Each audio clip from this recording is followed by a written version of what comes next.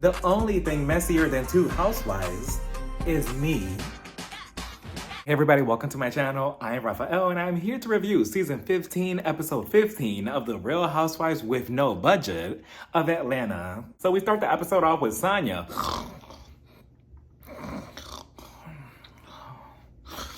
But we start the episode off with Sonya, right? So she's going to the doctors with her husband Ross, their son Deuce, to check up on her pregnancy, right? That she just announced last week. Then we see Dr. Simone, Dr. Jackie, Dr. Heavenly, Mariah. Look, I always said that Married to Medicine has the best intro of any Bravo show on Bravo. Sonya wants to get an update on her pregnancy because she's so excited to give Deuce another sibling. And to me personally, I just feel like it's way too early to disclose that information about your pregnancy to your son so early on. She even said in the confessional that a lot of people may not agree with her choice, but... So Dr. Simone is telling her, you have a geriatric pregnancy. And every time I hear that word, all I hear is Candace from Potomac telling Sleepy Shereè on that one bus ride, you're a geriatric granny. So then Ross is like, wait, what does that word mean? So Dr. Simone, she explains that it's just a pregnancy over the age of 35. She also tells Sonya that, you know, for Black women, sometimes pregnancy at this age, it could be fatal. So she just needs to look out. Then we see Cynthia, which I was very shocked to see because I thought we were only getting her for like maybe 2 or 3 episodes this season. But I guess she decided to go down with the ship to the very bitter end. So she's announcing to Kenya that she's officially divorced from Mike. It has gone through. She's done. So she's single. She's ready to mingle and download Tinder. So she's telling Kenya, come on now, you need to speed up this whole divorce situation with you and Mark. Like, you two are still going at it, yet I'm on my 15th divorce. And at this point, Cynthia, I mean, for you, it's a hobby. You know, this whole situation with Kenya, Mark is the one that's being childish about the whole situation and holding up the process. It's not too much that she can do. So then we see Todd, Candy, and Drew at their house. They're getting ready to film the movie that they're producing, The Past. And Todd, he wants to film the whole entire movie in 10 days. And at that point, Todd, I mean, that's a YouTube video. At that point, you might as well just upload it to YouTube and get it monetized and let us watch for free at that point. I mean, 10 days? So then Moneta shows up. Drew, she's getting a little nervous because they're about to film the intimate scenes between her and another woman, and she's only ever done intimate scenes with other men. I know, Drew, I know. I still haven't forgotten about those scenes between you and Derwin and how you came in between his relationship with Melody and messed that whole thing up. I still haven't forgotten, nor forgiven. So Moneta, she's like, oh, it's okay.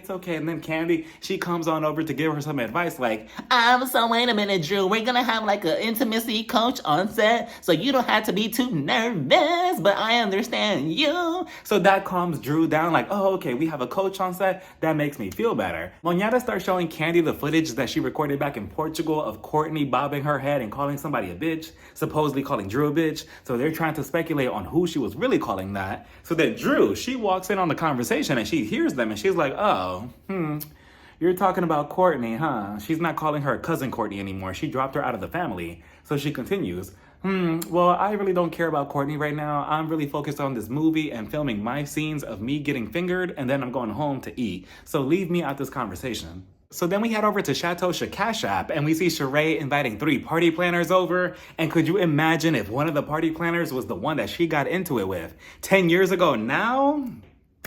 I mean, a full circle moment. I eat bitches like you. Eat me, darling.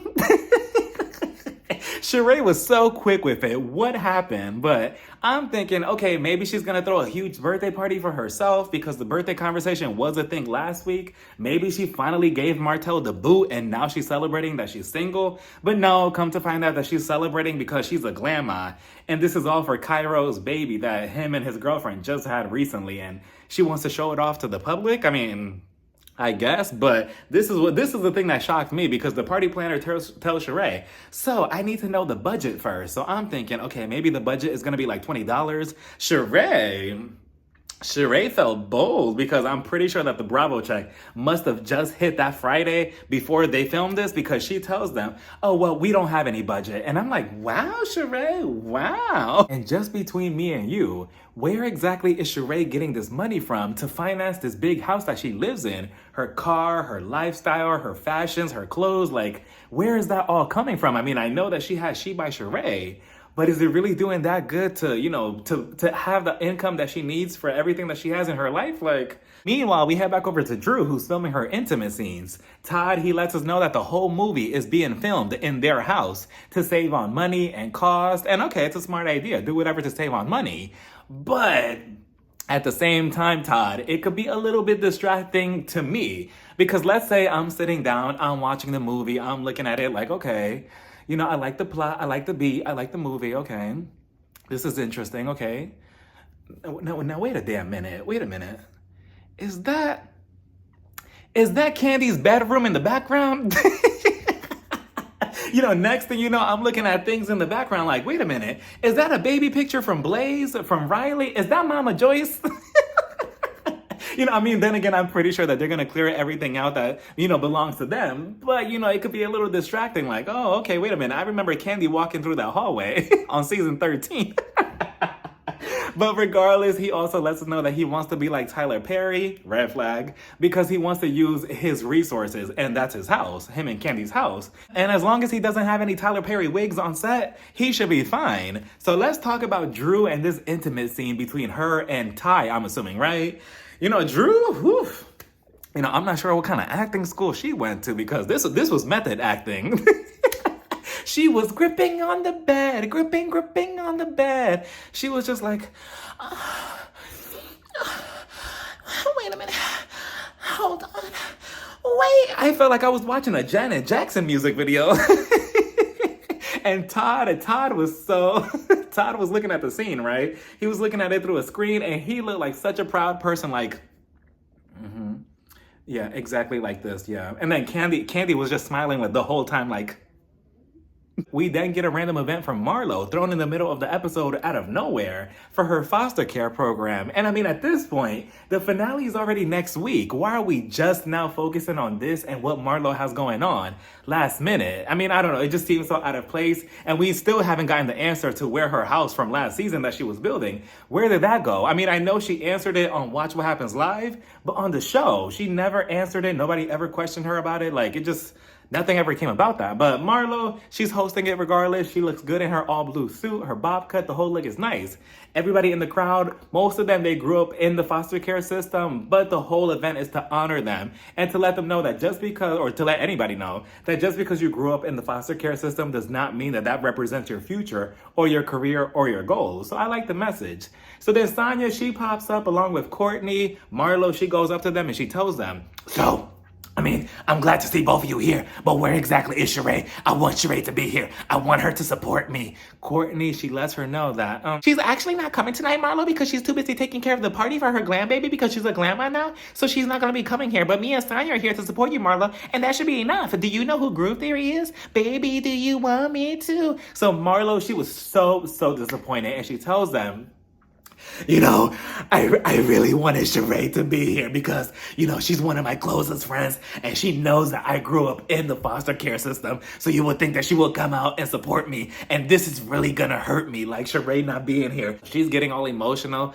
but then, turn that frown upside down because then Scott Lee walks in his blue suit and, Scott Lee, hey, I know you don't know me and I probably don't know you either. I don't know too much of you actually, besides you being on the show, but I just wanted to say, hey, and I just think I think you're kind of cute, handsome actually, but yeah, and I know that you like seafood, fish specifically, and I don't like fish at all. I don't like any type of seafood, but for you, I'm willing. I'm willing to try. I'm willing to try something new. So let me know.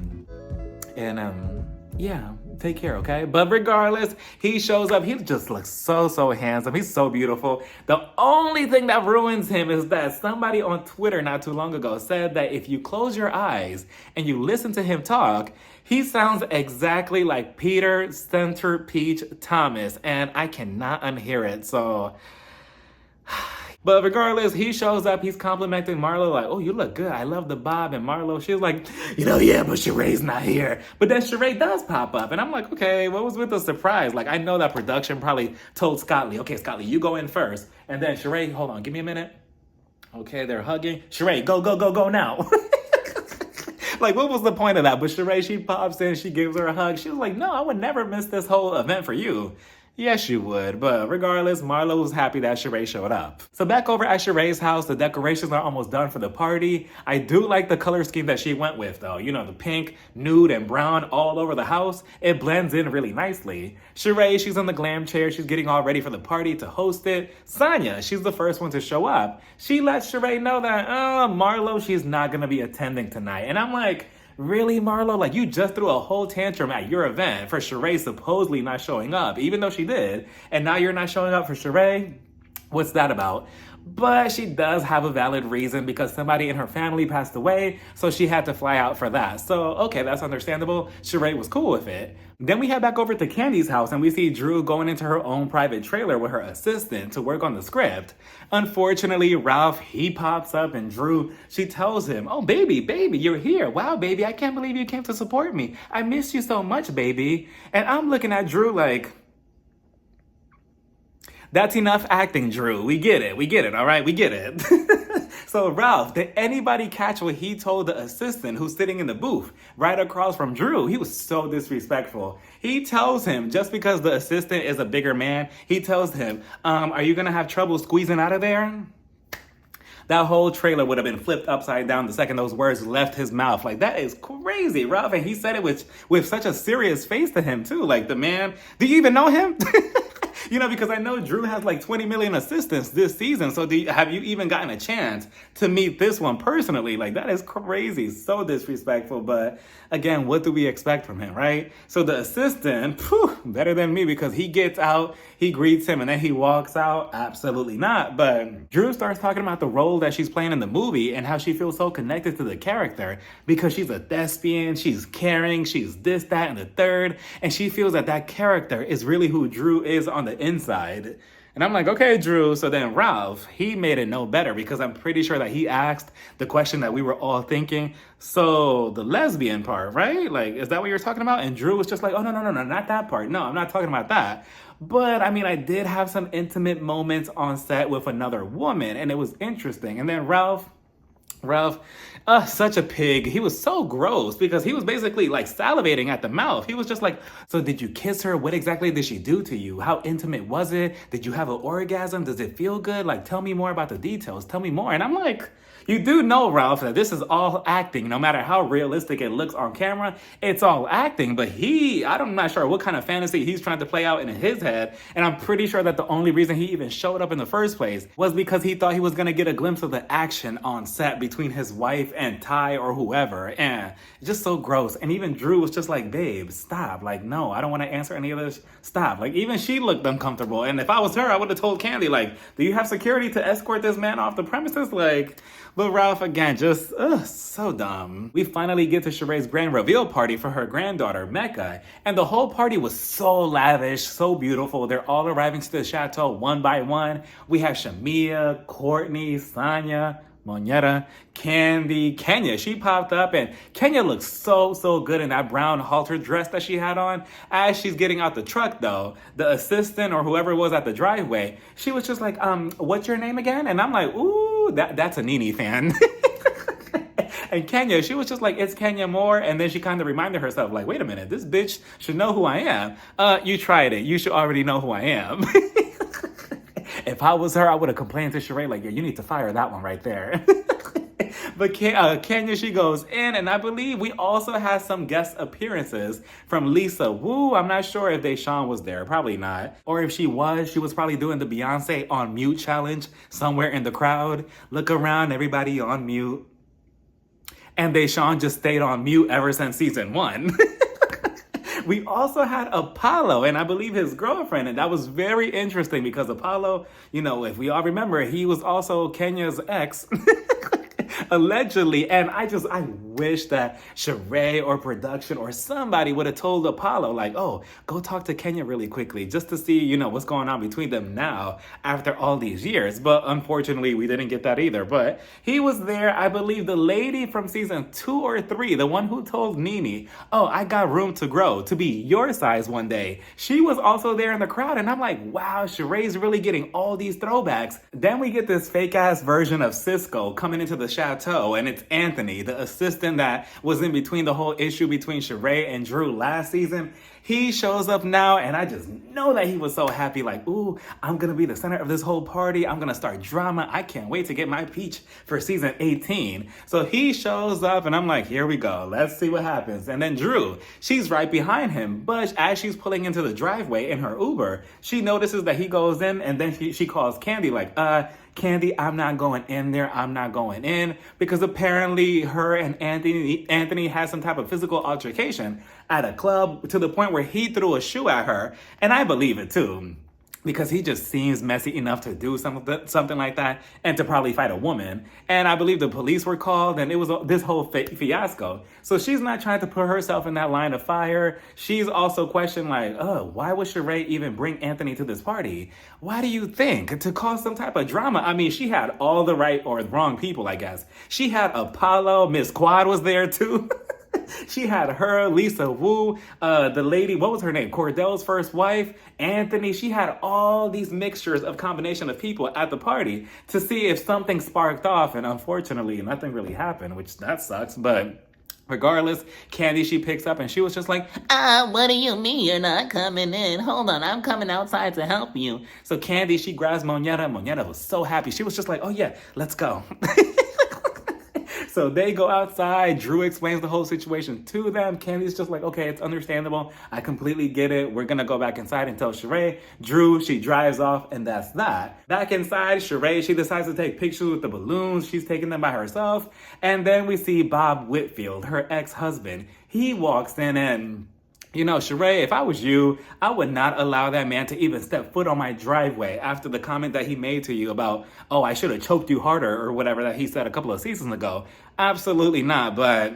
And he's looking at Shereè and how good she looks, so I'm pretty sure that he wanted to rekindle something, at least for tonight. So he tells Shereè, oh, can we take a picture? Can we take a picture? Can I put my hands on you like this? She was just like, okay, sure, but how do you want to put your hands on me? Next thing you know, I'm not really sure what he was trying to do, because his hands, they were going in between her legs, and she stopped him like, no, we're not doing that, no.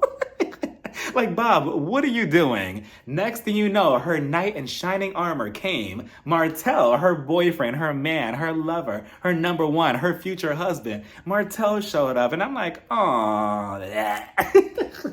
So he shows up, and Shereè, if I was you, I would have been so petty. I would have told Bob, stand right here. We're going to take a group picture, okay? Just give me 1 second. Hey, Martel, hey. Oh, wait, grab my ass cheek. Grab my ass cheek right in front of him. Yeah, no, just grab it. Come over here, Martel. We're going to take a picture with this man right here. Okay, let's go. Okay, I'm going to kiss your neck and you just grab my ass, okay? Bob, you're okay? Just to show Bob, like, yeah, this relationship may be fake, but look what you missed out on. Oh, but then Bob, he walks away, and Martel is there, and we get a little bit more of a backstory of their relationship, because now apparently Shereè lets us know that because of Anthony, the messy assistant, they know each other and they're dating because he knows Martel. That friendship, I'm not sure how that came to be, and he also knows Shereè. So he said, well, you're thirsty for TV and a storyline. Shereè, you're thirsty for TV and a storyline. Why not come together and make fake love? And here we are. Okay, whatever. So then back at the party, everybody's taking pictures. Everybody's having a good time. The whole party, again, like I said, it looks very lavish. And then I believe eventually it's time for Mecca's grand reveal. Shereè, she puts the baby in this giant cart and she walks out. And she looks like me when I'm grocery shopping. Like, oh, what should I get? Let me get some fruits, some bananas, some peach. Let me get some strawberries too. Should I get some Goya beans? Just walking through the aisles. I'm like, Shereè, if you don't get that baby out of that cart like that... The baby's just looking at Shereè like, if I could move and talk, I'll throw my dirty diaper at you. Like, what do you have me doing? But the whole reveal was very cute, even though the baby kept falling asleep. So then Candy pulls Shereè to the side to tell her about what's going on between Anthony and Drew. And she tells her, Drew was just here a second ago in the driveway, but then she left because Anthony's here, and apparently he threw a shoe at her, so she's not coming in anymore. Shereè was just like, wait, what? But before she could even say anything, Anthony, who's in earshot of the whole conversation, he was just like, oh, well, nobody's really worried about Drew and her white ass. And I'm like, wow, okay. He tells Candy, oh, no, honey, that wasn't me, honey. That was Drew, honey, who came at me at the club. And I'm not disrespecting anybody. I'm not disrespecting any other woman, honey. She came at me and she hit me with her cheap fake bag first. That had me chuckling a little bit, but Candy was just like, well, wait a minute. Hold on, Anthony, because supposedly you threw a shoe at her? So Anthony was just like, well, no, honey. Like, she hit me with her bag first, and then that's when I retaliated. I would never just hit a woman like that. I'm pro-woman, honey. I would never do that, honey. And I'm like, okay, Anthony, we get it. Again, Shereè just invited him to be messy. Luckily, Drew didn't feed into it by driving away, because I'm pretty sure it would have been a bigger fiasco if she would have actually came into the party. But that never really went anywhere. I'm glad that Candy defended Drew, even though Drew obviously has been kind of dragging Candy the last 2-3 episodes. And look, she still stood up for you. So that was that. Eventually, they're all taking a group picture. And I believe Martel and Bob, they want to be in the group photo as well. But Bob, he pulls this mystery woman to the side to be in front of him to take a picture. And they're all thinking, okay, that's probably his new girlfriend. Okay, whatever, right? Come to find out that this is Bob's other daughter that Shereè never knew about. Mind you, the lady is not like 2, 5, 6, nothing. She's not a baby. She's a grown-ass woman, and Shereè never knew about her? Like, that is crazy. But again, it's Bob Whitfield, and what do you expect? And they were all like, wow, I thought that was his girlfriend, but that's his daughter. And Shereè, she eventually meets her like, oh, your name is Candace. Oh, okay, well, I'm Shereè.